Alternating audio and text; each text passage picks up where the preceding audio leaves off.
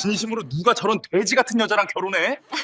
뻔하잖아. 돈으로 산 가짜 신랑이거나 병든 노인이겠지. 뚱보 전처의 결혼식에 초대받은 박민주는 그녀의 등장을 비웃을 생각에 설레어했습니다. 오늘의 주인공 신부 입장하십니다.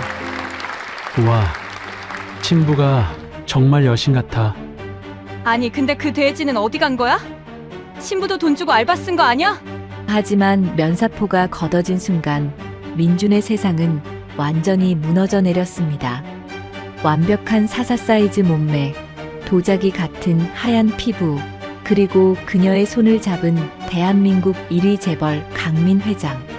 5년 전 자신이 냄새나는 돼지라고 부르며 쓰레기 봉투에 담아 버렸던 뚱보 전처 유지혜가 완전 다른 여자가 되어 대한민국 최고의 자리에 서 있었습니다. 드디어 만났네? 박민준. 지혜의 차가운 한마디가 박민준의 인생을 지옥으로 밀어넣었습니다. 영상 시작하기 전에 무료인 구독 버튼과 좋아요 버튼을 지금 바로 눌러주세요. 본 영상의 내용은 현실적인 소재와 사회적 이슈를 바탕으로 재구성한 창작물입니다. 시청자분들의 몰입을 위해 극화된 에피소드이며 등장인물, 장소, 단체는 실제와 무관한 가상의 설정임을 밝힙니다. 오늘의 운명적인 이야기 지금 바로 시작하겠습니다. 박민준이 아침 햇살이 쏟아지는 거실에서 택배 상자를 뜯으며 말했습니다. 이 시간에 택배가 뭐야? 상자 안에서 고급스러운 크림색 봉투가 나왔습니다. 민준이 봉투를 들어보니 묵직한 무게감이 느껴졌습니다. 금박으로 인쇄된 글씨와 엠보싱 처리된 표면이 고급스러운 느낌을 물씬 풍겼습니다. 민준이 봉투를 열어보니 화려한 웨딩 초청장이 들어있었습니다. 신랑 강민, 신부 유지혜의 결혼을 축복해 주십시오라는 문구가 선명하게 적혀 있었습니다. 민준의 눈이 크게 떠졌습니다. 유지혜? 설마 그 뚱뚱한 유지혜? 민준이 초청장을 자세히 살펴보니 발신인 란이 비어 있었습니다. 익명으로 보낸 것이었죠. 하지만 민준은 확신했습니다. 민준이 소리내어 웃으며 말했습니다. 하하, 이 여자 진짜 웃기네. 5년 만에 재혼한다고 나한테 자랑하는 거야? 그 순간 침실에서 소희가 잠옷 차림으로 나왔습니다. 소희는 불륜으로 만난 민준의 두 번째 아니었죠. 그녀는 여전히 날씬한 몸매를 자랑했지만 얼굴에는 세월의 흔적이 조금씩 보이기 시작했습니다. 소희가 하품을 하며 물었습니다. 뭐가 그렇게 재밌어? 민준이 초청장을 흔들며 대답했습니다. 내 전처 유지혜가 재혼한대. 봐봐, 초청장까지 보냈어. 소희가 초청장을 받아보며 말했습니다. 어머, 정말? 그 뚱뚱한 여자가 누가 그런 돼지 같은 여자랑 결혼을 해? 민준이 냉소적으로 웃으며 말했습니다. 뻔하지 뭐. 분명히 돈 주고 고용한 가짜 신랑이거나 몸이 불편한 할아버지일 거야. 민준은 초청장에 적힌 장소를 보고 더욱 큰 소리로 웃었습니다. 롯데호텔 시그니엘 서울 그랜드 볼룸이라고 적혀 있었거든요. 민준이 배를 잡고 웃으며 말했습니다. 와, 이 뚱보 정말 허세가 장난이 아니네. 이혼 위자료 한 푼도 못 받고 알거지로 쫓겨난 주제에 서울 최고급 호텔에서 가짜 결혼식? 소희가 초청장의 금박 장식을 만지며 말했습니다. 그런데 오빠, 청첩장은 진짜 비싸 보이는데 이런 거 만들려면 장당 5만 원은 들어. 민준이 손을 흔들며 말했습니다. 나한테 허세 부리려고 빚내서 만든 거겠지, 뭐. 그 뚱보 성격, 내가 얼마나 잘 아는데. 민준의 눈에 악의적인 빛이 스쳤습니다. 5년 전 자신이 돼지라고 부르며 내쫓았던 그 여자가 행복한 척하는 모습을 보러 가고 싶었습니다. 민준이 소희의 어깨를 두드리며 말했습니다. 소희야, 우리 여기 가보자. 유지의 그 돼지 같은 여자 꿀꿀거리는 거 비웃으러 가야지. 소희가 손뼉을 치며 신나게 말했습니다. 좋아. 나도 궁금해. 5년 동안 또 얼마나 더 뚱뚱해졌을까? 민준이 지갑에서 10,000원짜리 지폐 한 장을 꺼내며 말했습니다. 축의금은 이걸로 충분하지. 조롱의 의미로. 소희가 깔깔 웃으며 말했습니다. 10,000원? 오빠 진짜 너무해. 그래도 재밌겠다. 결혼식 당일 오후 민준과 소희는 정장을 차려입고 롯데호텔에 도착했습니다. 호텔 입구에는 상상도 못했던 광경이 펼쳐져 있었습니다. 수십 명의 취재진이 카메라를 들고 대기하고 있었고 검은 양복을 입은 경호원들 수십 명이 곳곳에 배치되어 있었습니다. 민준이 당황하며 소희에게 말했습니다. 이게 뭐야? 왜 이렇게 사람이 많아? 소희가 목을 빼고 주위를 둘러보며 말했습니다. 옆 홀에서 대기업 회장이라도 결혼하나 봐. 우리랑은 상관없으니까 신경 쓰지 마. 민준이 호텔 지배인에게 다가가서 말했습니다. 실례합니다. 유지혜 씨 결혼식이 어느 홀에서 열리나요? 지배인이 민준을 위아래로 훑어보더니 묘한 미소를 지으며 대답했습니다. 아, 유지혜 신부님 말씀이시군요. 이쪽으로 오세요. 지배인이 민준과 소희를 안내한 곳은 호텔에서 가장 크고 화려한 메인 그랜드 볼룸이었습니다. 입구에는 화려한 금색 글씨로 신랑 강민, 신부 유지혜라고 적혀 있었습니다. 민준이 그 글씨를 보고 어이없어 하며 말했습니다. 뭐야, 이거 동명이인이거나 지혜가 미쳐서 남의 이름을 도용한 거 아니야? 소희가 민준의 팔을 붙잡으며 말했습니다. 그러게, 오빠.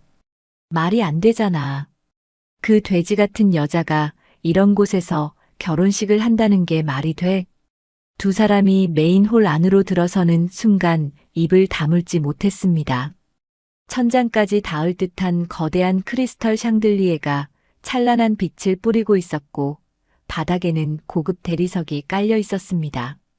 하객석에는 정장을 완벽하게 차려입은 1000여 명의 사람들이 앉아 있었습니다. 소희가 민준의 귀에 속삭였습니다. 저기 하객석에 앉아 있는 사람들 봐봐. 다 돈 냄새가 나. 민준도 주위를 둘러보니 평소 TV에서만 보던 유명 연예인들과 정치인들이 보였습니다. 하지만 여전히 믿을 수 없었습니다. 민준이 고개를 저으며 중얼거렸습니다. 분명히 모든 게 가짜야. 분명 유지혜가 꾸민 사기극이라니까. 그때 웅장한 파이프 오르간 소리가 울려 퍼지며 예식의 시작을 알렸습니다. 모든 조명이 꺼지고 신랑 입장을 알리는 스포트라이트가 무대 뒤쪽을 비쳤습니다. 사회자의 목소리가 마이크를 통해 울려 퍼졌습니다. 신랑이신 대한민국 재계 서열 1위 태강그룹의 강민 회장님께서 입장하십니다. 홀 옆문이 열리고 검은 턱시도를 완벽하게 차려입은 강민이 당당하게 걸어 들어왔습니다. 키 188cm의 위풍당당한 체격과 카리스마 넘치는 조각 같은 얼굴이 하객들의 시선을 사로잡았습니다. 소희가 강민을 보는 순간 넋을 잃고 입을 벌렸습니다. 와, 진짜 멋있어. 배우 아니야? 저런 남자가 진짜 재벌이구나. 소희의 눈이 하트 모양이 되어 강민을 뚫어져라 바라봤습니다. 침까지 흘릴 뻔한 소희를 본 민준이 짜증스럽게 소희의 옆구리를 팔꿈치로 쿡 찔렀습니다. 민준이 소희의 귀에 속삭였습니다. 야, 정신 차려. 침 흘리고 있어. 소희가 화들짝 놀라며 입을 닦았습니다. 미안. 그냥 진짜 재벌이 어떻게 생겼나 궁금해서. 하지만 소희의 시선은 여전히 강민에게서 떨어지지 않았습니다. 민준이 입을 벌린 채 중얼거렸습니다. 태강그룹 회장? 진짜 재벌이네. 강민이 단상 앞에 서자 다시 음악이 바뀌었습니다. 이번에는 더욱 장엄하고 웅장한 결혼 행진곡이 흘러나왔습니다. 사회자가 다시 마이크를 잡고 말했습니다. 오늘의 주인공인 신부님께서 입장하십니다. 홀 뒤편의 문이 천천히 열리고 하얀 베일을 쓴 신부가 모습을 드러냈습니다. 그 순간 홀 안의 모든 사람들이 숨을 죽이며 감탄했습니다. 민준이 넋을 잃고 바라보며 중얼거렸습니다. 저 여자는 누구지? 신부가 천천히 걸어오는 모습은 마치 천사가 내려오는 것 같았습니다. 발걸음 하나하나가 우아하고 품격이 넘쳤습니다. 드디어 신부가 단상 앞에 도착했습니다. 강민이 조심스럽게 베일을 들어 올리는 순간 홀 안의 모든 사람들이 탄성을 질렀습니다. 베일 아래로 드러난 얼굴은 말 그대로 완벽했습니다. 도자기처럼 하얀 피부, 큰 눈, 오똑한 코, 그리고 붉은 입술. 하지만 민준에게는 그 얼굴이 너무나 익숙했습니다. 민준의 손에서 스마트폰이 떨어져 바닥에 떨어졌습니다. 입술이 파르르 떨리며 제대로 된 말이 나오지 않았습니다. 그 얼굴은 분명히 5년 전 자신이 돼지라고 부르며 내쫓았던 전처 유지혜의 얼굴이었습니다. 비록 몰라볼 정도로 아름다워졌지만 눈매와 이목구비는 확실히 지혜의 것이었습니다. 그 순간 민준의 세상이 완전히 무너져 내렸습니다. 숨이 막혀서 제대로 숨을 쉴 수 없었고 다리에 힘이 풀려 주저앉을 뻔했습니다. 민준이 떨리는 목소리로 외치려 했습니다. 말도 안 돼. 저 여자는 사기꾼이야. 하지만 그가 소리를 지르기도 전에 검은 양복을 입은 경호원 2명이 재빨리 다가와 민준의 양팔을 붙잡았습니다. 경호원이 낮은 목소리로 말했습니다. 조용히 하세요. 예식에 방해가 됩니다. 지혜는 강민의 손을 잡고 행복한 미소를 지으며 하객석을 천천히 둘러봤습니다. 그 시선이 민준이 서 있는 곳을 지날 때 지혜의 눈빛은 복수심이 아닌 깊은 무심함으로 가득했습니다. 마치 민준의 존재 자체를 완전히 잊어버린 것 같았습니다. 소희가 전처의 압도적인 미모와 재벌 사모님이라는 신분의 충격을 받아 입을 벌린 채 그 자리에 주저앉았습니다. 이럴 수가 없어. 이럴 수가. 민준이 조롱의 의미로 준비했던 10,000원짜리 축의금 봉투가 바닥에 떨어져 누군가의 발에 밟혔습니다. 그 순간 민준은 자신이 세상에서 가장 비참한 패배자가 되었음을 뼛속 깊이 느꼈습니다. 민준이 발버둥치며 소리쳤습니다. 이거나, 저 여자가 누군지 내가 제일 잘 알아. 하지만 경호원들은 민준과 소희를 강제로 예식장 밖으로 끌어냈습니다. 예식장 문이 닫히면서 민준의 절규 소리는 복도에 메아리 쳤습니다. 예식장 밖 복도에 내던져진 민준이 대형 스크린을 올려다봤습니다. 화면에는 지혜와 강민이 서로를 바라보며 미소 짓는 모습이 생중계되고 있었습니다. 지혜의 얼굴에는 5년 전의 그림자조차 찾아볼 수 없었습니다. 소희가 민준의 멱살을 잡고 소리쳤습니다. 어떻게 당신 전처가 재벌 회장이랑 결혼을 해? 설명해봐. 민준이 넋이 나간 채 중얼거렸습니다. 모르겠어. 정말 모르겠어. 화면 속에서 지혜와 강민이 입을 맞추는 순간 민준의 세상은 완전히 무너져 내렸습니다. 5년 전 빗속에서 맹세했던 지혜의 복수가 이제 시작된 것입니다. 5년 전 겨울 민준의 사무실에서 직원들이 모여 앉아 웃고 있었습니다. 민준이 책상에 기대어 말했습니다. 우리 회사 매출이 작년보다 30% 늘었어.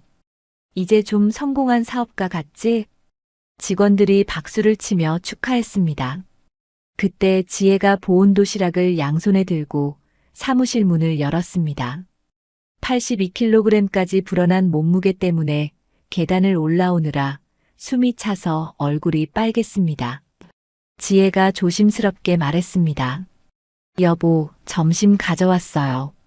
오늘은 갈비찜이랑 미역국 끓였어요. 민준이 지혜를 쳐다보더니 코웃음을 쳤습니다. 또 왔네. 야들아, 우리 집 지키는 돼지 봤지? 점점 더 살쪄서 문 못 들어올 뻔했어. 직원들이 킬킬 웃으며 지혜를 훑어봤습니다. 지혜의 얼굴이 빨갛게 달아올랐지만 꾹 참았습니다. 민준의 사업을 위해 친정에서 물려받은 상가 건물과 폐물까지 다 팔아줬는데 이런 취급을 받다니. 지혜가 떨리는 목소리로 말했습니다.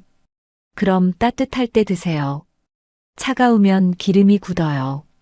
민준이 손바닥으로 책상을 탁 치며 소리쳤습니다. 됐어. 쪽팔려 죽겠으니까 빨리 꺼져줘. 직원들 앞에서 창피하게 왜 자꾸 와? 지혜가 고개를 숙이고 나가려는데 민준이 다시 말했습니다. 아, 그리고 오늘 밤에는 집에 들어오지 마라. 중요한 거래처 사람을 집으로 초대했어. 같이 술 마셔야 해. 지혜가 뒤돌아서 물었습니다. 거래처요? 그럼 제가 안주라도 준비해야 하지 않을까요? 민준이 짜증스럽게 대답했습니다. 필요 없어. 너는 그냥 늦게 와. 아니, 아예 들어오지 마. 방해하지 말란 소리야. 사실 민주는 그날 저녁 소희를 집으로 데려올 예정이었습니다. 젊고 날씬하고 예쁜 소희와 시간을 보내고 싶었거든요. 지혜의 뚱뚱해진 모습은 이제 눈에 보기도 싫었습니다. 그날 밤 10시 지혜가 집 앞 계단에 앉아서 민준을 기다리고 있었습니다. 찬바람이 불어도 집에 들어갈 수 없어서 추위에 떨고 있었죠. 11시가 넘어서야 민준의 차가 주차장에 들어왔습니다. 그런데 조수석에서 젊은 여자가 내렸습니다. 소희가 민준의 팔짱을 끼고 웃으며 말했습니다. 사장님 집 정말 좋네요. 저도 이런 데서 살아보고 싶어요. 지혜가 계단에서 일어나며 다가갔습니다. 여보, 이분이 누구세요? 민준이 소희의 허리에 손을 올리며 대답했습니다. 우리 회사 직원 소희 씨야. 업무 얘기하러 왔어. 소희가 지혜를 위아래로 훑어보며 말했습니다. 어머, 안녕하세요, 사모님. 사장님이 집에서 애완동물로 돼지 한 마리를 키운다고 하셨는데 정말이네요. 지혜의 얼굴이 하얗게 질렸습니다.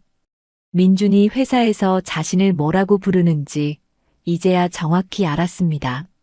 현관에 들어서자 민준이 소희에게 말했습니다. 목마르지? 와인 한잔 할까? 소희가 고개를 끄덕이며 대답했습니다. 좋아요. 사장님이랑 마시는 술은 특별할 것 같은걸요. 지혜가 부엌으로 가려고 하자 민준이 막았습니다. 너는 방에 들어가 있어. 우리끼리 중요한 얘기 해야 해. 지혜가 침실 문을 조금 열어두고 엿듣고 있었습니다. 거실에서 들려오는 웃음소리와 속삭임이 지혜의 심장을 도려냈습니다. 소희가 민준에게 말했습니다. 사장님, 부인분 정말 뚱뚱하네요. 어떻게 저런 사람이랑 같이 살아요? 민준이 소희를 끌어안으며 대답했습니다. 나도 이제 한계야. 결혼할 때는 그럭저럭 봐줄만 했는데 지금은 정말 보기 싫어. 보기만 해도 숨이 턱턱 막혀. 소희가 민준의 목에 팔을 두르며 말했습니다. 불쌍해라. 저런 여자 때문에 사장님이 얼마나 스트레스 받을까요? 민준이 소희의 뺨에 입을 맞추며 말했습니다. 너 같은 예쁜 애가 있으니까 그나마 견디지. 소희야, 나한테 와줄래? 지혜가 문틈으로 본 광경은 충격적이었습니다. 민준과 소희가 거실 소파에서 껴안고 있었습니다.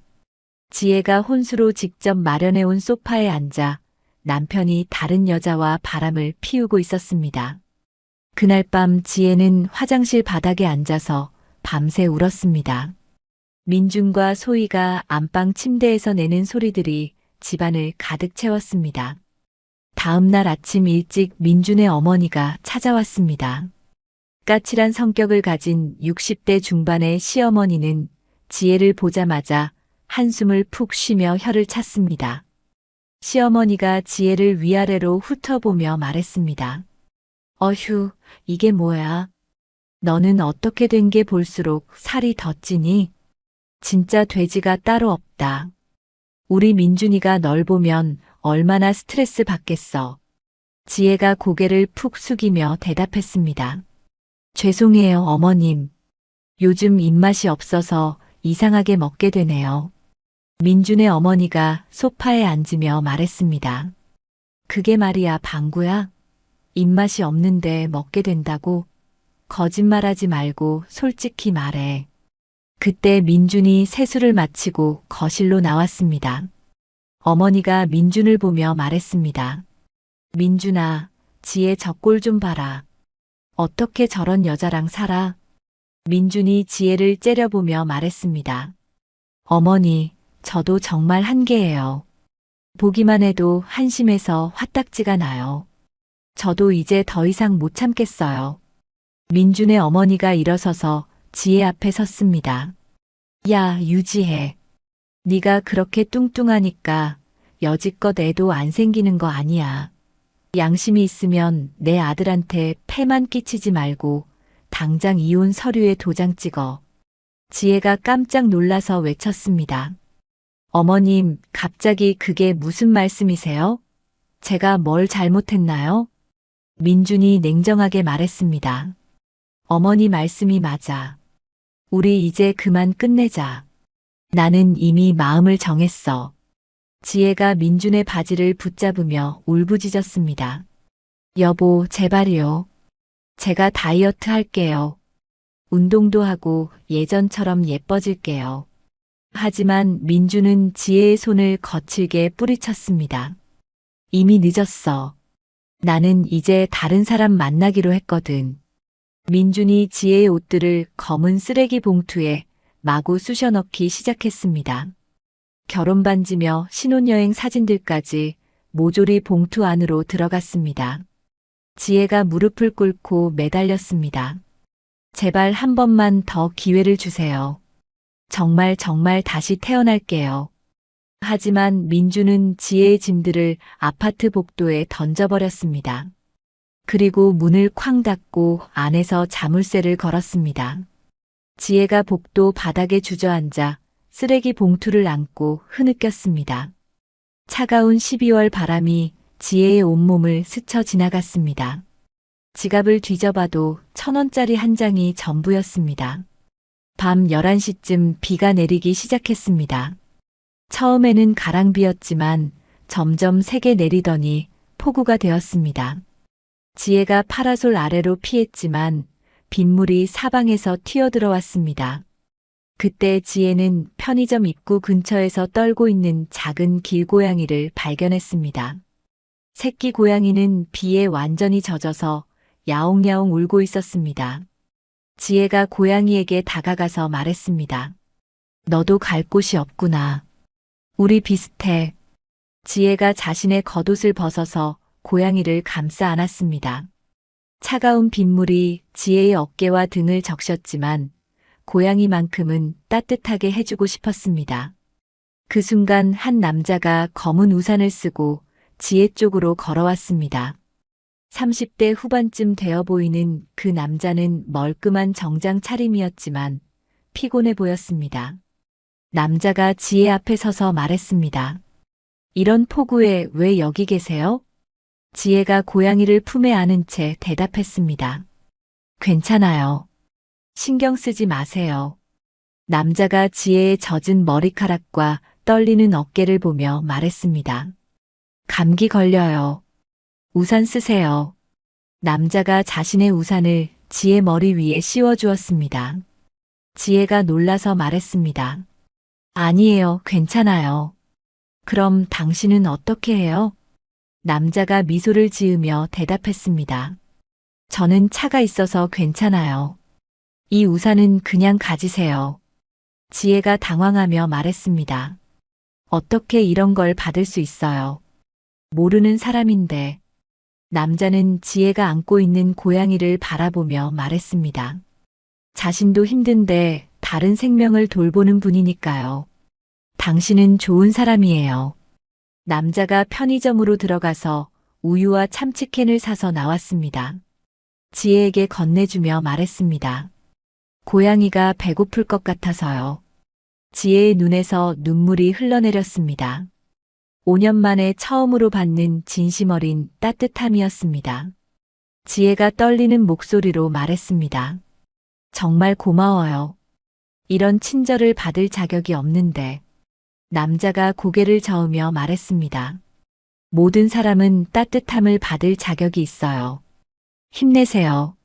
남자가 돌아서서 걸어가다가 뒤돌아보며 말했습니다. 내일은 분명 더 좋은 날이 될 거예요. 지혜가 우산을 들고 그 남자를 바라봤지만 이미 어둠 속으로 사라진 뒤였습니다. 그날 밤 지혜는 우산 아래서 고양이와 함께 밤을 보내며 마음속으로 다짐했습니다. 언젠가는 반드시 복수하겠다고. 그리고 언젠가는 저 친절한 사람에게 고마움을 전하겠다고. 같은 시각 집 안에서는 민준과 소희가 축배를 들고 있었습니다. 소희가 샴페인을 마시며 말했습니다. 드디어 그 뚱보를 쫓아냈네요. 이제 정말 자유예요. 민준이 소희를 끌어안으며 대답했습니다. 그래, 정말 시원해. 아참, 그 뚱땡이 친정 땅 명의도 내 명의로 바꿨어. 소희가 놀라서 물었습니다. 어떻게요? 그런 것도 되나요?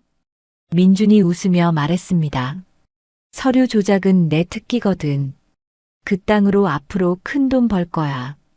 지혜가 시장 골목 깊숙한 곳에 있는 할매 식당에서 설거지를 마치며 말했습니다. 사장님, 오늘 그릇 다 씻었어요. 60대 식당 사장이 지혜의 거칠어진 손을 바라보며 말했습니다. 고생했어, 지혜야. 오늘도 새벽부터 밤늦게까지 정말 수고 많았네. 지혜가 기름때 묻은 앞치마를 벗으며 대답했습니다. 괜찮아요. 일이 있어서 오히려 감사하죠. 벌써 6개월째 하루 18시간씩 일하며 지혜는 겨우 목숨을 이어가고 있었습니다. 새벽 5시부터 시장 바닥 청소를 시작으로 오전에는 식당 설거지와 서빙, 오후에는 부근 상점들의 파출부 일까지. 손가락 마디마디는 세제와 찬물 때문에 갈라져 있었고 발은 하루 종일 서 있느라 퉁퉁 부어 있었습니다. 그날도 지혜는 손님들이 남긴 잔반으로 저녁을 때우려 했습니다. 냉면 한 그릇에 남은 국물과 김치 몇 조각이 그녀의 저녁 전부였습니다. 하지만 82kg이던 몸무게가 이제 70kg까지 줄어들었습니다. 그때 식당 문이 조용히 열리며 정장을 완벽하게 차려입은 중년 남성이 들어왔습니다. 60대 초반의 그 남자는 한눈에 봐도 평범한 사람이 아니었습니다. 수제 정장과 고급 시계, 그리고 품격 있는 인상이 시장 분위기와 완전히 다른 세계의 사람임을 보여줬습니다. 식당 사장이 놀라서 말했습니다. 어서 오세요. 어떤 걸로 드릴까요? 한 회장이 구석진 자리에 앉으며 말했습니다. 김치찌개 하나 주세요. 조용한 곳이라 천천히 먹을 수 있겠네요. 지혜가 물수건과 밑반찬을 정성스럽게 가져다주며 말했습니다. 김치찌개 금방 나올 거예요. 조금만 기다려주세요. 한 회장이 지혜가 밑반찬을 놓는 모습을 유심히 지켜봤습니다. 그 순간 그의 시선이 지혜의 왼손에 꽂혔습니다. 새끼손가락 아래쪽에 있는 작고 특별한 흉터가 눈에 들어왔거든요. 초승달 모양으로 약간 파인 그 흉터는 한 회장의 기억을 강렬하게 자극했습니다. 한 회장의 머릿속에 30년 전의 기억이 폭풍처럼 밀려왔습니다. 30년 전 10월 서울의 한 놀이공원에서 4살 딸과 함께 즐거운 시간을 보내던 그날. 아내와 함께 딸의 손을 잡고 회전목마를 타고 솜사탕을 사주며 행복해했던 그 순간들. 잠깐 화장실에 다녀오는 사이 딸이 흔적도 없이 사라져버렸습니다. 그날 이후 30년 동안 한 회장은 모든 것을 걸고 딸을 찾았습니다. 전국의 고아원과 보육시설을 다 뒤졌고 사설탐정까지 고용했습니다. 딸의 특징 중 절대 잊을 수 없는 것이 바로 그 초승달 모양의 흉터였습니다. 생후 6개월 때 의료사고로 생긴 작은 흉터였지만 한 회장에게는 딸을 찾는 유일한 단서였습니다. 한 회장이 가슴이 두근거려서 말했습니다. 실례합니다. 혹시 성함이 어떻게 되시나요? 지혜가 고개를 돌리며 예의 바르게 대답했습니다. 유지혜라고 해요. 왜 그러세요? 한 회장의 얼굴이 순식간에 창백해졌습니다. 30년 전 실종 신고를 할 때 경찰이 추정했던 바로 그 이름이었습니다. 당시 경찰은 아이가 발견되면 지혜라는 이름으로 불릴 가능성이 높다고 했었거든요. 한 회장이 떨리는 목소리로 말했습니다. 죄송한데 제가 급히 전화 좀 드려야겠어요. 잠깐만 기다려주세요. 한 회장이 식당 밖으로 나가서 비서에게 다급하게 전화를 걸었습니다. 김 비서, 당장 최고 수준의 유전자 검사팀을 준비해. 그리고 30년 전 실종 사건 파일 모두 가져와. 김 비서가 놀라서 물었습니다. 회장님, 무슨 일이신가요? 한 회장이 흥분된 목소리로 대답했습니다. 내 딸을 찾은 것 같아. 30년 만에 말이야. 40분 후 한 회장이 정장을 입은 남자 3명과 함께 다시 식당으로 들어왔습니다. 의료진과 변호사, 그리고 비서였습니다. 한 회장이 지혜에게 조심스럽게 말했습니다. 지혜 씨, 죄송하지만 잠깐 밖에서 중요한 얘기를 나눌 수 있을까요? 지혜가 당황하며 대답했습니다. 저는 아직 일이 끝나지 않았는데요. 그리고 손님이신데 왜 저와 얘기를? 식당 사장이 앞치마를 벗으며 말했습니다. 괜찮다, 지혜야. 오늘은 일찍 끝내고 가서 얘기해봐. 뭔가 중요한 일인 것 같네. 식당 뒤편 조용한 골목에서 한 회장이 지혜 앞에 서서 말했습니다. 갑작스럽게 이상한 부탁을 드려서 정말 죄송해요. 혹시 어렸을 때 기억이 있나요? 지혜가 고개를 저으며 대답했습니다. 아니요. 저는 대구 꽃동산 고아원에서 자랐어요. 4살 이전 기억은 전혀 없어요. 한 회장의 눈에 뜨거운 눈물이 맺혔습니다. 꽃동산 고아원은 실종 당시 경찰이 중점적으로 수색했던 바로 그곳이었습니다. 한 회장이 목소리를 떨며 말했습니다. 그럼 혹시 유전자 검사 한 번만 받아볼 수 있을까요? 정말 중요한 일이라서요. 지혜가 의아해하며 물었습니다. 유전자 검사요? 갑자기 왜요? 저 무슨 병에 걸린 거 아니죠? 한 회장이 두 손을 모으며 간절하게 말했습니다. 아니에요. 제가 30년 전에 딸을 잃어버렸어요. 그런데 지혜 씨를 보니 혹시나 하는 마음이 들어서요. 지혜가 놀라서 물었습니다. 설마 저를 딸이라고 생각하시는 건가요? 그럴 리가요. 하지만 한 회장은 지혜의 손을 가리키며 말했습니다. 저 흉터요. 제 딸도 똑같은 자리에 똑같은 모양의 흉터가 있었어요. 의료사고로 생긴 거였는데요. 3일 후 국내 최고 수준의 의료기관에서 유전자 검사 결과가 나왔습니다. 99.99% 일치. 지혜가 한국 최대 유통업체 한진유통 한 회장의 친딸이 확실했습니다. 한 회장이 지혜 앞에서 무릎을 꿇고 오열했습니다. 지혜야, 미안해. 아빠가 정말 미안해. 30년 동안 너를 찾을 수 없어서 미칠 것 같았어.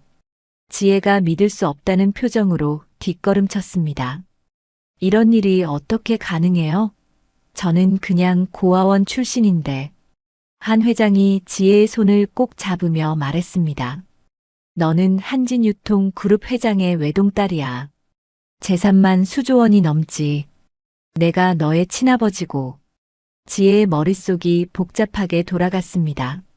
하루아침에 재벌가의 유일한 상속녀가 되었다는 사실보다도 지금까지 겪어온 고생들이 억울하게 느껴졌습니다. 그리고 무엇보다 민준과 소희에 대한 분노가 치밀어 올랐습니다. 지혜가 차분하지만 단호하게 말했습니다. 회장님, 아니. 아버지, 제가 간절한 부탁이 하나 있어요. 한 회장이 고개를 끄덕이며 대답했습니다. 뭐든지 말해. 아버지가 세상 모든 것을 다 해줄게. 지혜가 냉정한 눈빛으로 말했습니다. 당장 제 신분을 드러내지 마세요. 제가 반드시 복수해야 할 인간들이 있어요. 한 회장이 놀라며 물었습니다. 복수라니?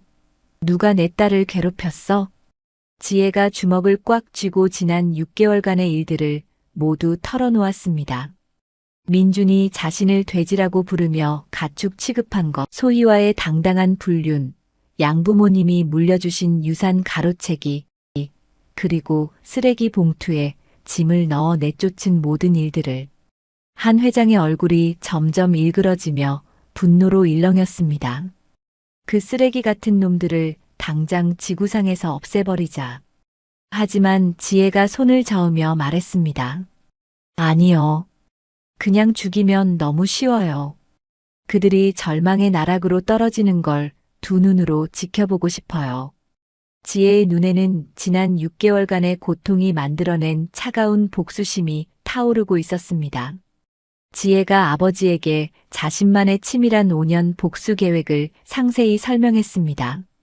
완벽한 외모와 최고 수준의 능력을 갖춘 뒤 민준이 절대 범접할 수 없는 높은 곳에서 그를 짓밟겠다는 계획이었습니다. 한 회장이 딸의 치밀함에 감탄하며 말했습니다. 역시 내 피가 흐르는 딸이야. 좋아, 그렇게 하자. 아버지가 모든 것을 지원해 줄 테니 마음껏 복수해.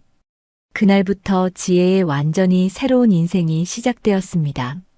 그날부터 지혜의 비밀스러운 변신이 시작되었습니다. 한 회장이 스위스 알프스 깊숙한 곳에 마련한 비밀 훈련소에서 지혜는 새로운 삶을 시작했습니다. 매일 새벽 4시에 기상 나팔이 울리면 지혜는 침대에서 벌떡 일어나 운동복을 갈아입었습니다. 전직 올림픽 코치인 훈련사가 지혜에게 말했습니다.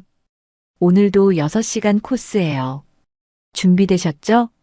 지혜가 운동화 끈을 단단히 매며 대답했습니다. 네, 시작해요.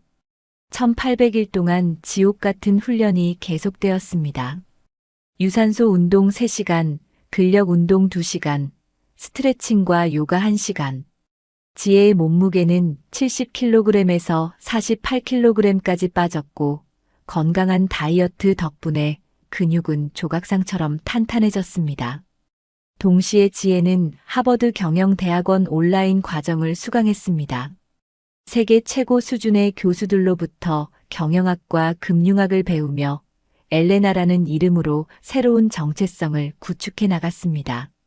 그러던 어느 날 한 회장이 지혜를 찾아와서 말했습니다. 지혜야, 이제 실전 경험을 쌓을 때가 됐어. 투자 회사를 하나 만들어줄게. 지혜가 거울 앞에서 사사 사이즈가 된 자신의 모습을 바라보며 말했습니다. 드디어 때가 왔네요. 박민준, 이제 곧 만날 수 있겠어. 한편 그 무렵 태강그룹의 강민 회장은 5년 전의 기억을 떠올리고 있었습니다.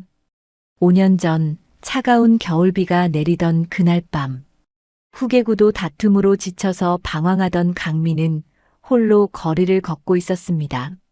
당시 강민이 편의점 앞을 지나가다 한 여인을 발견했습니다. 뚱뚱하고 초라한 행색의 그 여자는 비에 젖은 채 길고양이에게 자신의 마지막 우유를 나눠주고 있었습니다. 파라솔 아래서 떨고 있는 고양이를 품에 안고 자신의 겉옷까지 덮어주는 모습이었어요. 강민이 다가가서 말했습니다. 괜찮으세요? 지혜가 고개를 들어 강민을 바라봤습니다. 눈물로 범벅이 된 얼굴이었지만 그 눈빛만은 맑고 따뜻했습니다. 지혜가 떨리는 목소리로 말했습니다. 네, 괜찮아요. 그냥 이 아이가 너무 불쌍해서요.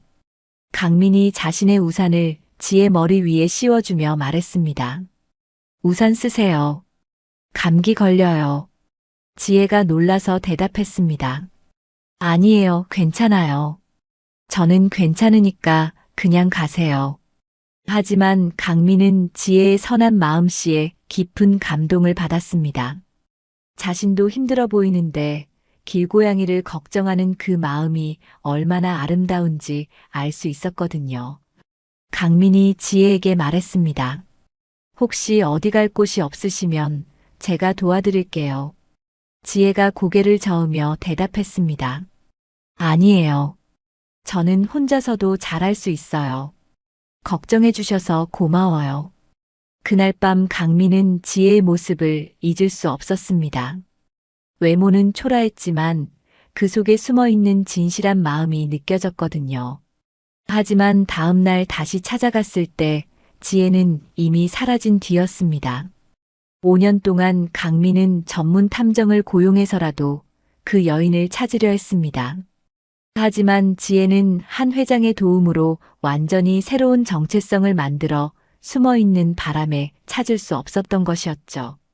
그러던 2023년 드디어 엘레나라는 이름의 신비한 투자 전문가가 강민 앞에 나타났습니다. 첫 미팅 자리에서 강민은 지혜를 보는 순간 5년 전의 기억이 떠올랐지만 확신할 수 없어서 조심스럽게 접근했습니다. 강민이 회의 중에 말했습니다. 엘레나님의 투자 철학이 매우 인상적이네요. 혹시 이전에 어디서 경험을 쌓으셨는지 궁금합니다. 지혜가 차갑게 대답했습니다. 개인적인 질문은 피해주세요. 비즈니스에만 집중합시다. 강민은 지혜의 경계심을 느꼈지만 포기하지 않았습니다. 몇 차례 미팅을 거듭하면서 강민은 조심스럽게 개인적인 질문을 던졌습니다. 세 번째 미팅 후 강민이 말했습니다. 커피 한 잔 하실까요? 비즈니스 얘기 말고 개인적으로. 지혜가 거절하려다가 강민의 진심 어린 눈빛을 보고 마음을 바꿨습니다. 30분만요. 강민이 회의실에서 지혜를 바라보며 말했습니다. 우리 전에 만난 적 있지 않나요? 지혜가 차갑게 대답했습니다. 처음 뵙는 것 같은데요. 하지만 강민은 지혜의 눈빛에서 5년 전 그 따뜻함을 발견했습니다. 아무리 완벽하게 변신했어도 마음까지는 속일 수 없었거든요. 강민이 확신에 찬 목소리로 말했습니다. 5년 전 비 오던 밤에 편의점 앞에서 길고양이를 돌보던 분 아닌가요? 지혜의 얼굴이 순간 굳어졌습니다. 자신의 과거를 숨기고 싶었지만 강민의 진심 어린 눈빛을 피할 수 없었습니다. 지혜가 작은 목소리로 말했습니다. 그걸 어떻게? 강민이 미소를 지으며 대답했습니다. 눈빛이 똑같아요. 외형은 바뀐 것 같은데 그때도 지금도 그 눈빛에서 따뜻한 마음이 그대로 보여요. 지혜가 당황하며 말했습니다. 그때 일은 잊어주세요. 저는 이제 완전히 다른 사람이에요. 하지만 강민은 지혜에게 다가가서 말했습니다. 5년 동안 당신을 찾았어요. 그날 밤 당신이 보여준 선함 때문에 제가 다시 일어설 수 있었거든요. 지혜가 놀라서 물었습니다. 저 때문에요? 강민이 고개를 끄덕이며 말했습니다. 당시 저는 가족들의 권력 다툼에 지쳐서 모든 걸 포기하려 했어요. 그런데 당신이 자신도 힘든데 다른 생명을 돌보는 모습을 보고 감동받았어요.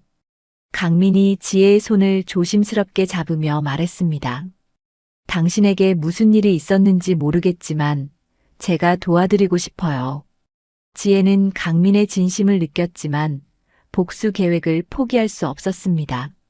하지만 강민이 자신의 가장 비참했던 순간에도 따뜻하게 대해줬다는 사실이 마음을 흔들었습니다. 지혜가 망설이다가 말했습니다.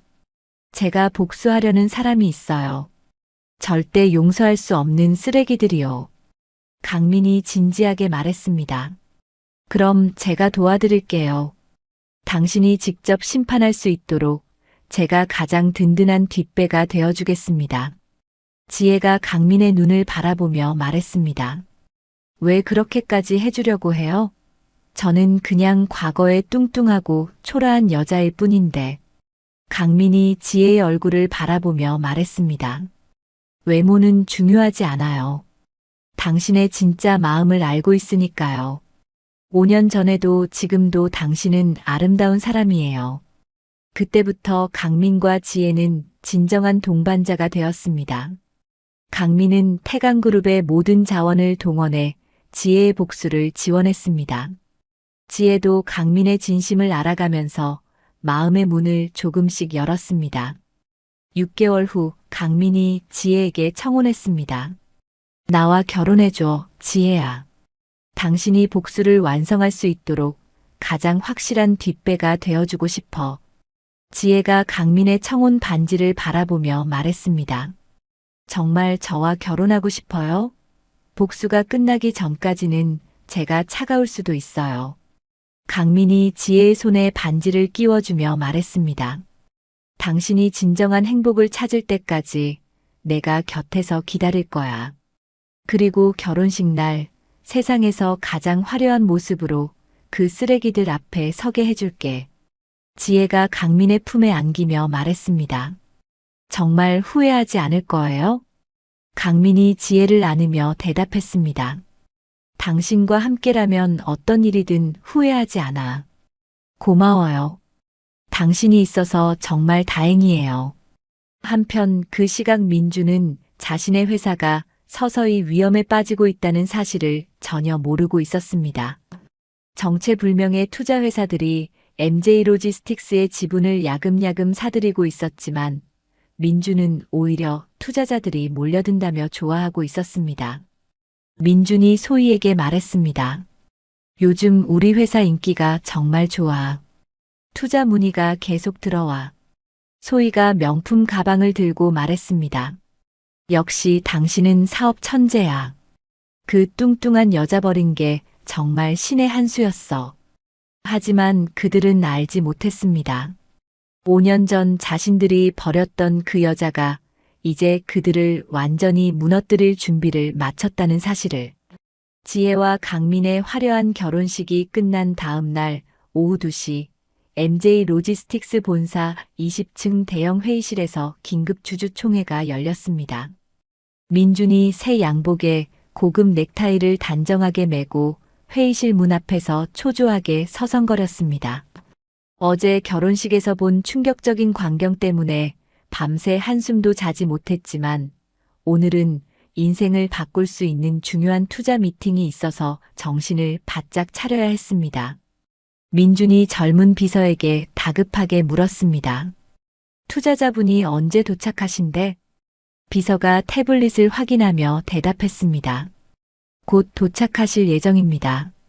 태강그룹 법무팀과 회계팀도 함께 오신다고 하네요. 민준의 가슴이 두근거렸습니다. 태강그룹이라는 대한민국 최대 재벌 기업과 연결될 수 있다면 자신의 중소 물류회사도 단숨에 대기업으로 도약할 수 있을 테니까요. 어제 결혼식장에서 본 악몽 같은 일은 잠시 잊고 오늘 미팅에만 집중하기로 했습니다. 민준이 거울을 보며 머리를 다시 한번 정리하고 넥타이를 매만졌습니다. 오늘은 정말 중요한 날이야. 절대 실수하면 안 돼. 오후 2시 정각 회의실 문이 천천히 열리고 검은색 샤넬 정장을 완벽하게 차려입은 지혜가 당당하게 입장했습니다. 그녀의 뒤로는 태강그룹의 정예 변호사 3명, 회계사 2명, 그리고 비서진들이 마치 군대처럼 질서정연하게 따라 들어왔습니다. 지혜는 5년간의 혹독한 훈련으로 만들어진 사사 사이즈의 완벽한 몸매와 도자기 같은 피부 그리고 차가우면서도 우아한 아우라로 회의실 전체를 압도했습니다. 민준이 지혜를 보는 순간 얼굴이 새파랗게 질리며 입술이 파르르 떨렸습니다. 어제 결혼식장에서 본 바로 그 여자가 자신의 회사 회의실의 투자자로 나타난 것입니다. 손에 들고 있던 펜이 바닥으로 떨어져 소리를 냈습니다. 민준이 목소리를 떨며 더듬거렸습니다. 지혜야, 어떻게 너가 여기에? 이게 무슨 일이야? 지혜가 민준을 단 한 번도 쳐다보지 않은 채 회의 테이블 가장 윗자리인 최대 주주석에 우아하게 앉았습니다. 그리고 얼음처럼 차가운 목소리로 말했습니다. 안녕하세요, 박민준 대표님, 저는 오늘부터 MJ 로지스틱스의 최대 주주가 된 투자 전문가 엘레나입니다. 민준이 의자에서 벌떡 일어서며 목청을 높여 소리쳤습니다. 최대 주주라니? 말도 안 되는 소리 하지 마. 너는 내가 5년 전에 버린 유지혜잖아. 지혜가 냉정하게 손짓하자 태강그룹 직원이 대형 빔 프로젝터를 작동시켰습니다. 거대한 스크린에는 민준이 지난 5년간 저지른 모든 범죄와 비리의 증거들이 하나하나 상세하게 나타났습니다. 회사 자금 횡령 내역서, 탈세 증빙 자료, 지혜 친정 재산 강탈 서류, 그리고 소희와의 불륜 현장 사진까지 모든 것이 낱낱이 공개되었습니다. 지혜가 마이크를 잡고 주주들을 향해 또렷하게 말했습니다. 여러분께서 지금 화면으로 보고 계시는 바와 같이 박민준 대표는 지난 5년간 회사 자금을 개인적으로 유용했습니다. 총 금액은 23억 원에 달합니다. 15명의 주주들이 웅성거리며 분노에 찬 표정으로 민준을 째려봤습니다. 제일 큰 목소리를 가진 주주가 일어서서 소리쳤습니다. 이게 무슨 일입니까? 우리 투자금을 개인 용도로 썼다는 거예요? 또 다른 주주가 책상을 탁 치며 외쳤습니다. 사기꾼이었네. 우리를 완전히 속였어. 민준이 식은땀을 흘리며 필사적으로 변명했습니다. 잠깐만요. 여러분, 이건 조작된 자료예요. 저 여자는 제 정신 나간 전처인데 복수하려고. 하지만 지혜는 민준의 말을 차갑게 끊고 다음 자료를 화면에 띄웠습니다. 소희 명의로 되어 있던 부동산에 대한 가압류 신청서와 민준의 모든 개인 계좌 동결 명령서, 그리고 회사 자산 동결 결정서까지 나타났습니다. 지혜가 주주들을 천천히 둘러보며 엄숙하게 말했습니다. 박민준 대표 해임안과 새로운 경영진 구성안을 지금부터 표결에 붙이겠습니다. 찬성하시는 분은 손을 들어주세요.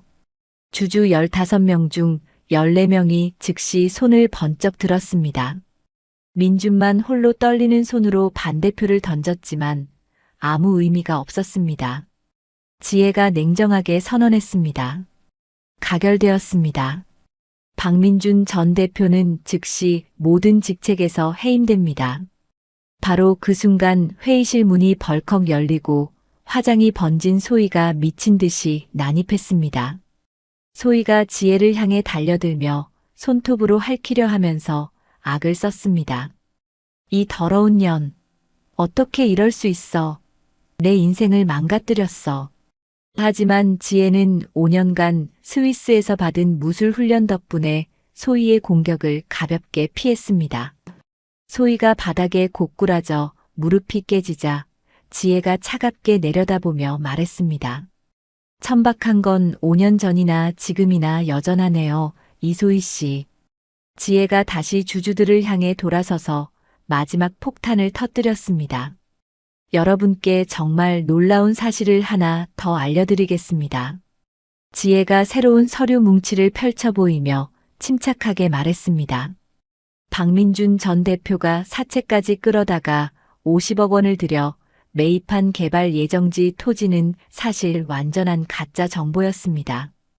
민준이 의자를 넘어뜨리며 비틀거렸습니다. 뭐라고? 그럴 리가 없어. 확실한 정보였는데. 지혜가 승리의 미소를 지으며 차갑게 대답했습니다. 저의 친부이신 한진유통 한 회장님과 함께 5년 전부터 심어놓은 거짓 정보였어요. 덕분에 당신은 하루아침에 총 73억 원의 빚더미에 올라앉게 됐네요. 민준이 마치 하늘이 무너진 듯 무릎을 꿇으며 바닥에 주저앉았습니다. 자신이 완전히 정교한 함정에 빠졌다는 사실을 이제야 깨달았습니다. 지혜가 의자에서 일어나 대형 창문 앞으로 걸어가며 말했습니다. 오늘부터 이 회사는 태강유통으로 상호를 변경합니다. 그리고 모든 직원은 그대로 고용을 유지하니 안심하세요. 바로 그 순간 회사 건물 20층 밖에서는 대형 크레인을 동원한 인부들이 MJ 로지스틱스 간판을 떼어내고 있었습니다. 미리 준비해둔 새로운 태강 유통 간판이 그 자리를 대신 차지했습니다. 민준이 바닥에서 기어가며 지혜의 바지가랑이를 붙잡고 울부짖었습니다. 지혜야, 제발. 내가 정말 잘못했어. 우리 다시 시작하자. 나 이제 깨달았어. 지혜가 하이힐 굽으로 민준의 손등을 차갑게 밟으며 낮고 위협적인 목소리로 말했습니다. 5년 전에 당신이 나에게 했던 말 그대로 돌려줄게요. 이미 늦었어. 기억나죠? 소희가 피 흘리는 무릎으로 일어나 민준에게 달려가 멱살을 잡고 소리쳤습니다. 이 무능한 놈아, 어떻게 이렇게 될 수 있어? 나를 어떻게 해주려고? 소희가 들고 있던 명품 가방과 보석함을 민준의 얼굴에 던지며 악을 썼습니다. 나는 이제 당신 같은 거지 루저와는 완전히 끝이야. 하지만 소희가 회의실을 나서자마자 복도에서 기다리고 있던 경찰관 2명이 수갑을 채웠습니다. 지혜의 친정 제3명의 도용죄, 사기 공모죄, 그리고 업무상 횡령죄였습니다. 지혜가 민준을 마지막으로 내려다보며 5년간 품어온 분노를 담아 말했습니다. 5년 전 당신이 내 짐을 쓰레기 봉투에 담아 아파트 복도에 버렸듯이 이제 당신 차례예요. 지혜의 지시를 받은 경비원들이 민준의 개인 물품들을 검은 쓰레기 봉투 3개에 대충 넣어 회사 정문 밖 차가운 시멘트 길바닥에 던져놓았습니다. 그때 회의실 문이 열리고 강민 회장이 양복을 완벽하게 차려입고 들어왔습니다. 강민이 지혜에게 다가가 그녀를 따뜻하게 안아주며 말했습니다. 정말 고생 많았어, 여보. 이제 모든 게 끝났어. 강민이 바닥에 쓰러져 있는 민준을 차갑고 위험 있게 내려다보며 경고했습니다. 박민준 씨, 앞으로 제 아내에게 단 한 발자국이라도 더 접근하면 저희 태강그룹의 모든 법무팀이 당신을 상대로 강력한 법적 조치를 취할 것입니다. 민준이 길바닥에 털썩 앉아 지혜와 강민이 탄 검은색 롤스로이스가 천천히 멀어져 가는 것을 넋일고 바라봤습니다. 5년 전 자신이 돼지라고 부르며 버렸던 그 여자가 이제는 절대 손에 닿을 수 없는 구름 위의 존재가 되어 있다는 현실이 절망적으로 다가왔습니다. 지혜는 강민과 함께 친정 양부모님의 위패가 모셔진 고즈넉한 절을 찾아갔습니다. 무릎을 꿇고 되찾은 친정 땅 문서와 민준의 완전한 파멸 소식을 전하며 5년 만에 처음으로 시원하고 뜨거운 눈물을 흘렸습니다. 지혜가 위패 앞에서 떨리는 목소리로 말했습니다. 아버지, 어머니, 딸이 드디어 복수의 첫 단추를 끼웠어요. 조금만 더 기다려주세요. 완전히 끝낼 거예요. 모든 것을 잃은 민주는 지하 단칸방에서 술에 취해 지혜의 옛 사진들을 바라보고 있었습니다. 벽에는 5년 전 뚱뚱했던 시절의 지혜 사진들이 빼곡히 붙어 있었고 민주는 그 앞에서 중얼거리고 있었습니다. 민준이 소주병을 들고 말했습니다. 지혜야, 너는 원래 내 거였어. 강민 그놈이 뺏어간 거야. 73억 원의 빚더미에 올라앉은 민준에게는 이제 선택의 여지가 없었습니다. 지혜에 대한 사랑이 비틀린 집착으로 변하면서 내가 못 가지면 아무도 못 가진다는 광기에 사로잡혔습니다. 민준이 낡은 노트북을 켜고 인터넷 카페에 접속했습니다. 그곳에서는 온갖 불법적인 일들을 대행해주는 업체들의 광고가 넘쳐났습니다. 민준이 한 업체에 메시지를 보냈습니다. 얼굴 합성 영상 제작 가능한가요? 돈은 얼마든지 줄게요. 3일 후 민준은 사채업자들로부터 빌린 돈으로 전문 업체를 고용했습니다. 지혜가 과거에 성매매 업소에서 일하며 재벌들을 유혹해 신분 세탁을 했다는 터무니없는 내용의 얼굴 합성 영상을 제작하기 시작했습니다. 제작업체 대표가 민준에게 말했습니다. 이 정도 퀄리티면 전문가도 구별하기 어려울 거예요. 하지만 불법이니까 들키면 안 돼요. 민준이 돈다발을 건네며 말했습니다. 들키지 않게 해줘. 그 여자를 완전히 망가뜨려야 해. 동시에 민준은 조작된 문서들도 만들었습니다. 지혜가 유흥업소에서 일했다는 가짜 고용증명서, 재벌들과의 은밀한 만남을 담은 허위 사진들, 그리고 동거래 내역서까지. 모든 것이 정교하게 조작된 거짓 자료들이었습니다. 일주일 후 민주는 자신의 계획을 실행에 옮겼습니다. 먼저 인터넷 방송인들과 가십 전문 기자들에게 거액을 주고 가짜 자료들을 유포하기 시작했습니다. 유명 인터넷 방송인이 생방송에서 말했습니다. 태강그룹 강민 회장 부인의 충격적인 과거가 드러났습니다. 여러분 정말 깜짝 놀랄 거예요. 순식간에 포털 사이트 실시간 검색어 1위부터 10위까지가 모두 지혜와 관련된 키워드로 도배되었습니다. 엘레나 과거, 태강그룹 며느리 스캔들, 강민 회장 부인 출신 등의 검색어가 폭발적으로 늘어났습니다. 태강그룹의 주가는 개장과 함께 급락하기 시작했습니다. 하루 만에 시가총액 3조 원이 증발했습니다. 강민의 큰아버지가 강민에게 전화를 걸어 소리쳤습니다. 이게 무슨 일이야? 당장 그 여자를 내쫓아. 강민의 사촌형도 회사로 찾아와서 말했습니다.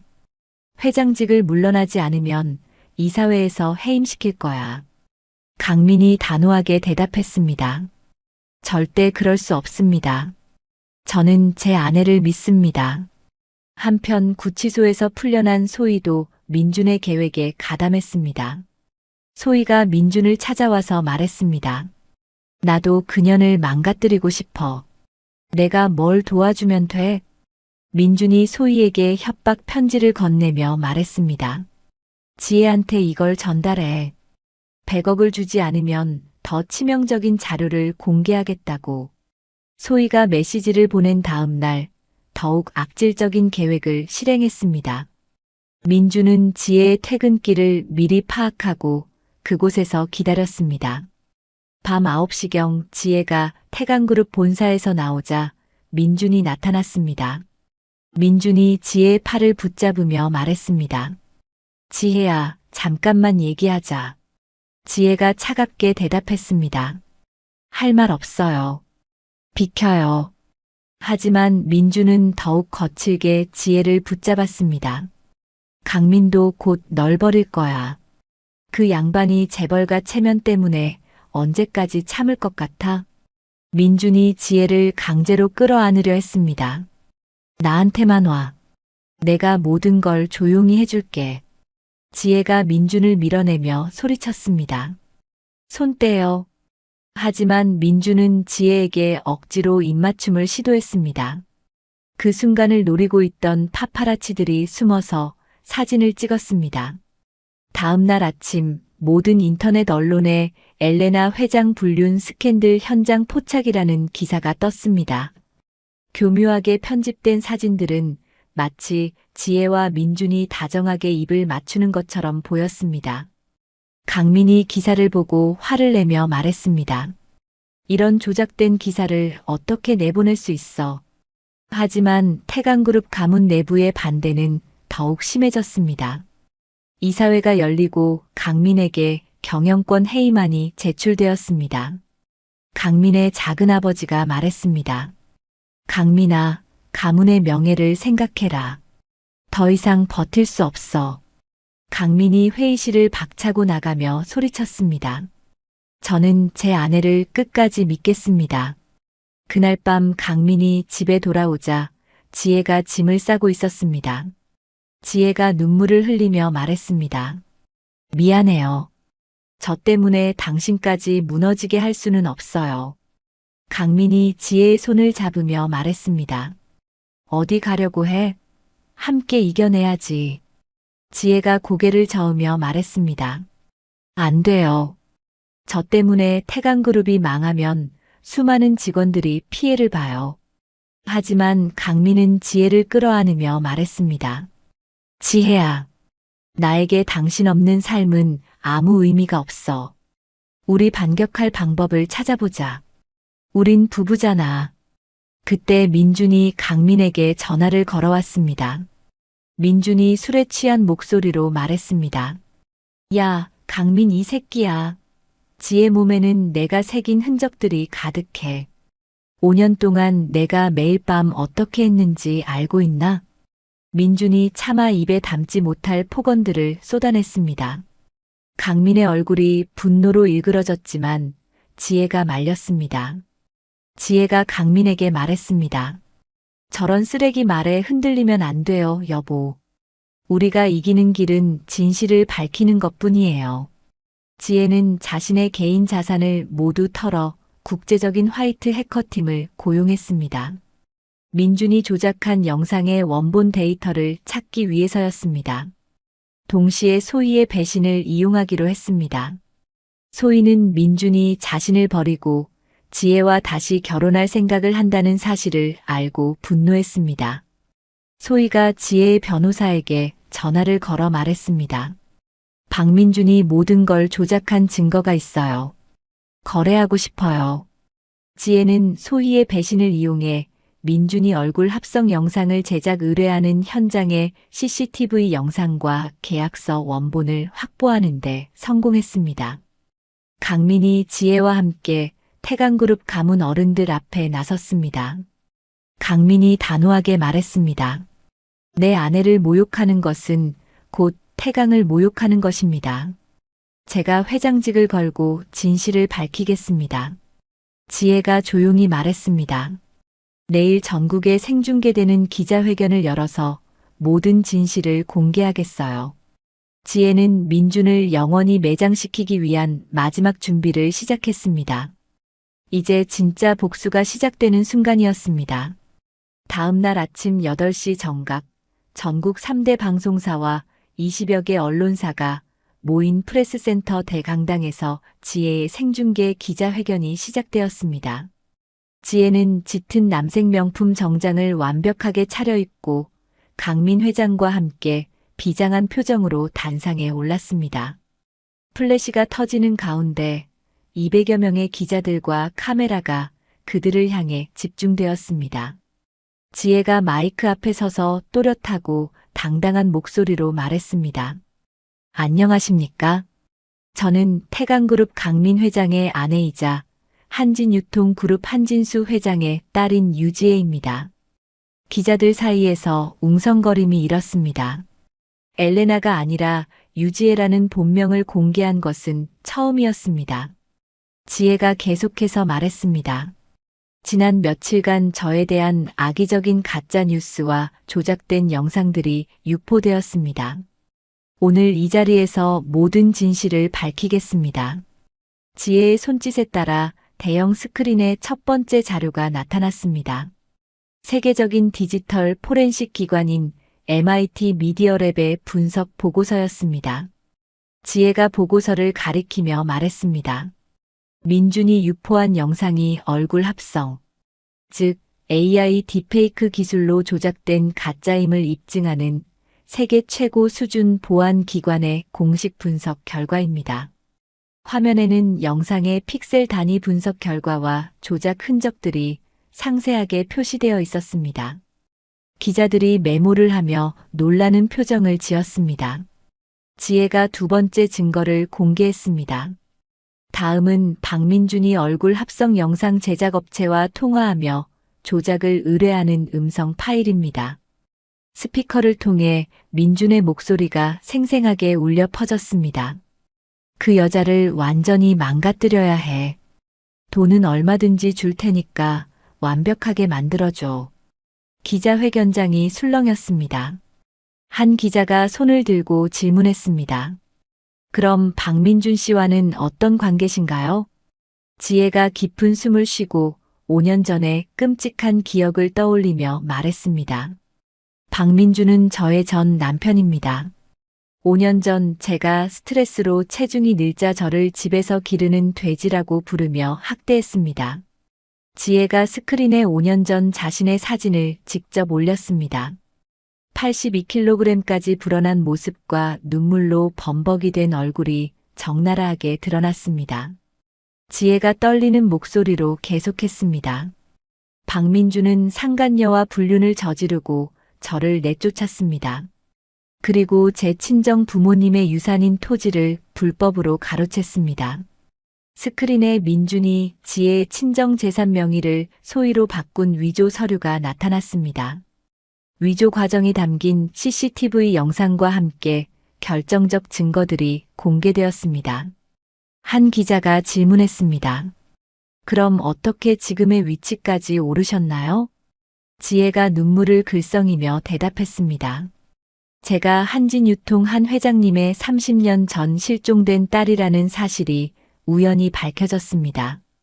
그 후 5년간 혹독한 재활 과정을 거쳐 지금의 모습이 되었습니다. 그때 스크린에 민준이 지혜에게 전화를 걸어 협박하는 음성 파일이 재생되었습니다. 민준의 추악한 목소리가 회견장에 울려 퍼졌습니다. 돈만 주면 가짜 영상을 내려주겠어. 그리고 나한테 다시 와. 강민보다 내가 더 좋잖아. 기자들이 경악하는 표정을 지었습니다. 민준의 목소리에는 차마 방송에 내보낼 수 없는 성적 협박과 저질스러운 폭언들이 담겨 있었습니다. 지혜가 마지막 폭탄을 터뜨렸습니다. 박민주는 제가 거절하자 저에게 강제로 접근해 원하지 않는 신체 접촉을 시도했습니다. 그 순간을 미리 매수한 기자들이 촬영해 불륜 스캔들로 조작했습니다. 스크린에는 민준이 파파라치에게 돈을 건네며 작전을 지시하는 장면이 나타났습니다. 소희가 제공한 결정적 증거였습니다. 바로 그 순간 기자회견장 밖에서 소란이 일었습니다. 민준과 소희가 경찰에 체포되는 장면이 생중계로 방송되었습니다. 민준이 수갑을 찬 채 기자회견장을 바라보며 미친 듯이 소리쳤습니다. 지혜는 내 거야. 강민, 네가 뺏어간 거야. 민준의 광기 어린 모습이 전국에 생중계되면서 여론은 순식간에 뒤바뀌었습니다. 지혜가 마지막으로 국민들을 향해 말했습니다. 외모 때문에 버림받고 재산을 강탈당했지만 저는 포기하지 않았습니다. 진실은 반드시 밝혀집니다. 강민이 일어서서 지혜 옆에 서며 말했습니다. 제 아내는 세상에서 가장 용감하고 아름다운 여성입니다. 앞으로 저희 태강그룹은 여성 인권 보호에 앞장서겠습니다. 기자회견이 끝나자 SNS와 인터넷 댓글들이 폭발했습니다. 지혜님 너무 용감해요. 박민주는 정말 쓰레기네. 진짜 사이다 복수라는 응원 메시지들이 쏟아졌습니다. 태강그룹의 주가는 하한가에서 상한가로 급등했습니다. 오히려 이번 사건으로 강민과 지혜에 대한 국민들의 지지가 높아졌습니다. 그날 저녁 법원에서 민준과 소희의 구속영장이 발부되었습니다. 민준은 사기, 협박, 성추행, 명예훼손 등 총 12개 죄목으로 기소되었습니다. 소희는 공모죄와 재산도용죄로 함께 구속되었습니다.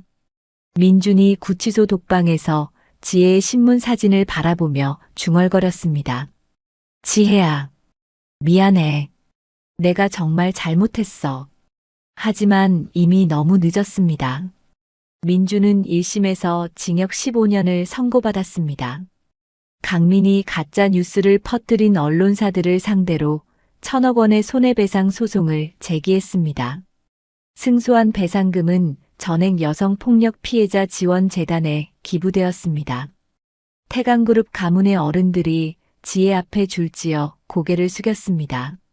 강민의 큰아버지가 사과했습니다. 지혜야, 정말 미안했다. 당신의 용기에 감동했어. 민주는 감옥에서도 지혜의 환영을 보며 여보, 밥 먹었어? 라고 중얼거리다가 정신분열증 진단을 받았습니다. 결국 치료감호소로 이송되어 평생 갇혀 지내게 되었습니다. 지혜는 강민의 품에서 마침내 5년간의 지독한 전쟁이 끝났음을 실감했습니다. 이제 진정한 행복을 찾을 차례였습니다. 모든 풍파가 지나간 1년 후 봄날, 지혜는 과거 자신이 버려졌던 그 편의점 자리에 국내 최대 규모의 사회공헌센터 해민관을 건립했습니다. 5층 건물의 웅장한 외관과 모든 생명은 소중합니다라는 금색 글귀가 새겨진 현판이 햇빛에 반짝였습니다. 개관식에는 전국에서 온 가정폭력 피해 여성들과 시민들 500여 명이 모여 지혜를 축하했습니다. 지혜가 마이크를 잡고 참석자들을 향해 말했습니다. 이곳은 5년 전 제가 절망의 바닥에서 희망을 품었던 소중한 장소입니다.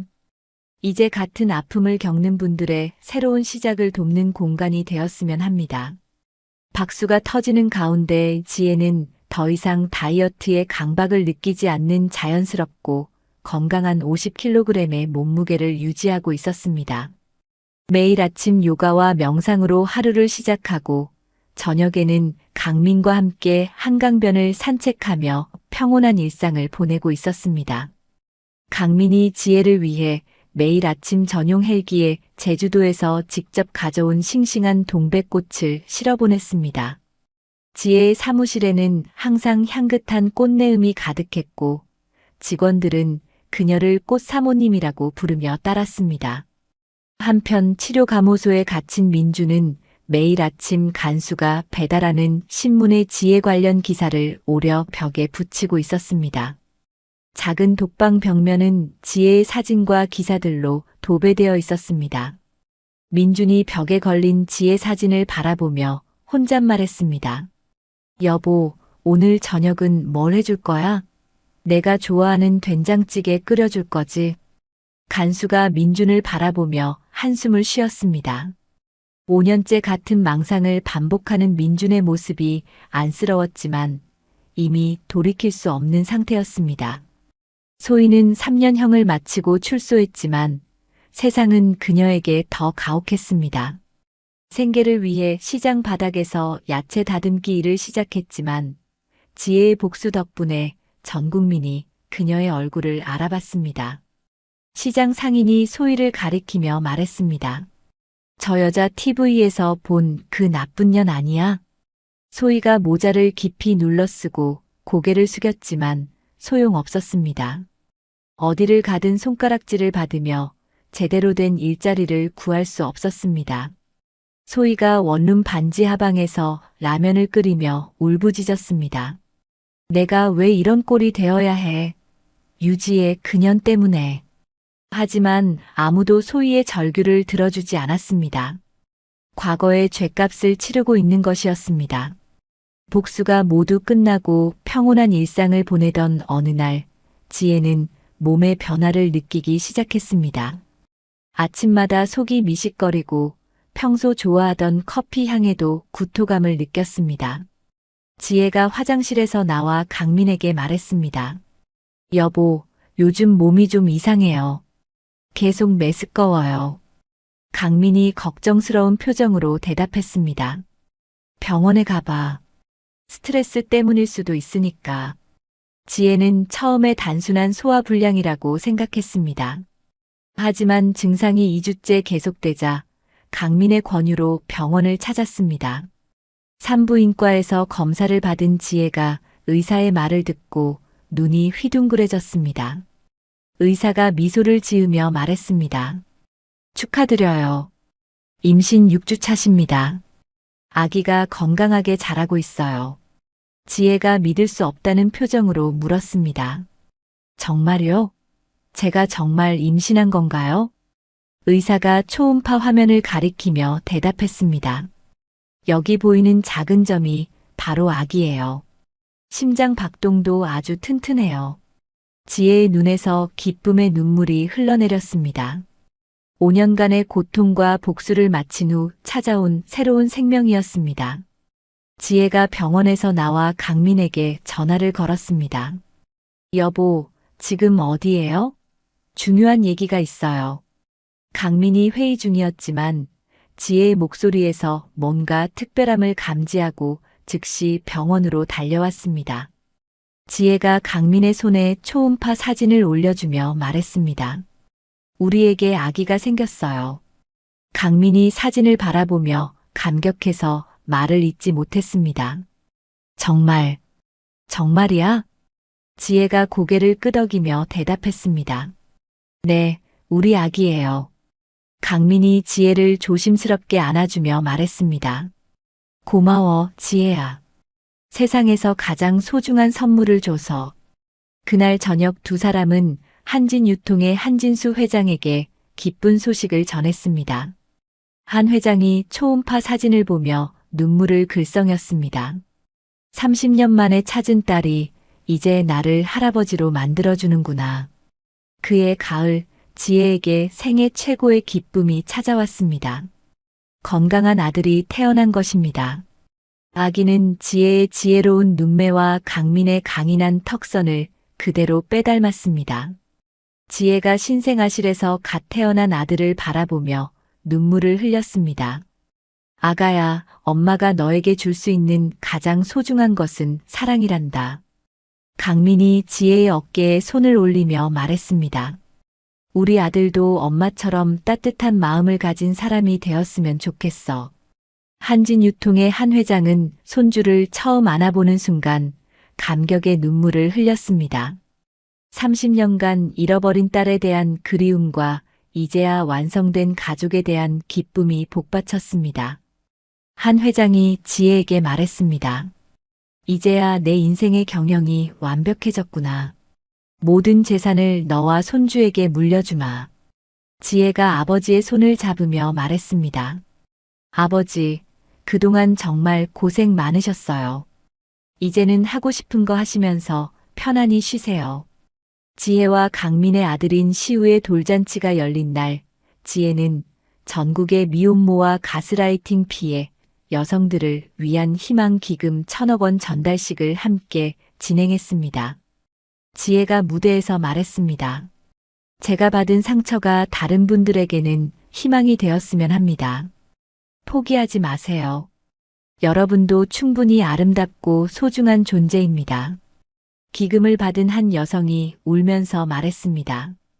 지혜님 덕분에 새로운 인생을 시작할 용기가 생겼어요. 그 시각 민준의 어머니는 아들의 치료비를 마련하기 위해 길거리에서 폐지를 줍고 있었습니다.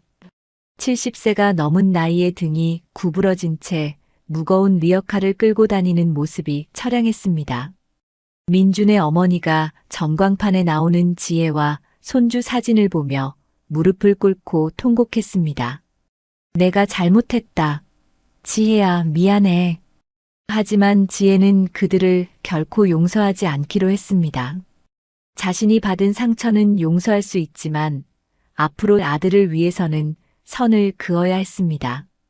지혜가 강민과 아이의 손을 잡고 태강그룹 본사 옥상 정원을 거닐며 말했습니다.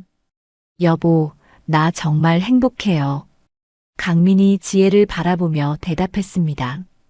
5년 전 편의점 앞에서 당신을 만난 게 내 인생 최고의 행운이었어. 시우가 두 부모를 번갈아 보며 까르르 웃었습니다.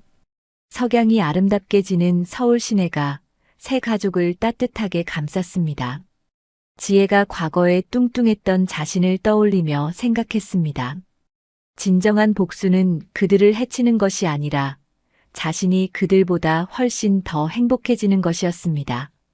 저 멀리 치료감호소에서 민준이 철창 너머로 보이는 별을 바라보며 중얼거렸습니다.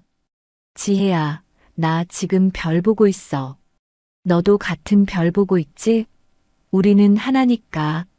하지만 지혜는 이미 박민준의 존재 자체를 완전히 잊고 살았습니다. 과거의 상처는 치유되었고 현재의 행복만이 그녀의 마음을 가득 채웠습니다. 뚱뚱하다고 버림받았던 한 여자의 화려한 반전 이야기는 전 국민에게 희망과 용기를 선사했습니다. 한 인간의 진짜 가치는 외모가 아닌 마음에 있다는 교훈을 남기며 영원한 전설이 되었습니다. 지혜가 잠든 시우의 이마에 입맞춤을 하며 속삭였습니다. 시우야, 세상에서 가장 소중한 건 진심이란다. 그걸 잊지 마. 달빛이 행복한 가족을 은은하게 비추며 지혜의 진정한 아름다움이 빛났습니다. 지혜의 이야기는 우리에게 진정한 아름다움이 무엇인지 깨닫게 해줍니다. 외모로 판단받고 상처받았던 한 여성이 굴복하지 않고 일어서서 당당하게 자신의 가치를 증명해낸 감동적인 여정이었습니다. 때로는 인생이 우리를 바닥까지 떨어뜨릴 때가 있습니다. 하지만 지혜처럼 포기하지 않고 자신을 사랑하며 꿋꿋이 버텨낸다면 언젠가는 반드시 더 밝은 내일이 찾아올 것입니다. 진정한 복수는 상대방을 해치는 것이 아니라 자신이 그들보다 훨씬 더 행복해지는 것임을 보여준 지혜의 용기에 박수를 보냅니다. 여러분도 누군가에게 상처받았을 때 지혜의 이야기를 떠올려 주세요. 당신의 가치는 다른 사람이 결정하는 것이 아닙니다. 스스로를 믿고 사랑할 때 진정한 행복이 시작됩니다. 사랑하는 독자 여러분, 오늘의 긴 여정을 함께 들어주신 분이 계시다면 잘 들었다고 댓글 하나만 남겨주세요. 무료인 구독과 좋아요 눌러주시면 좋은 기운 받아서 더 재밌고 감동적인 영상으로 찾아오겠습니다. 감사합니다. 사랑하는 독자 여러분, 오늘의 긴 여정을 함께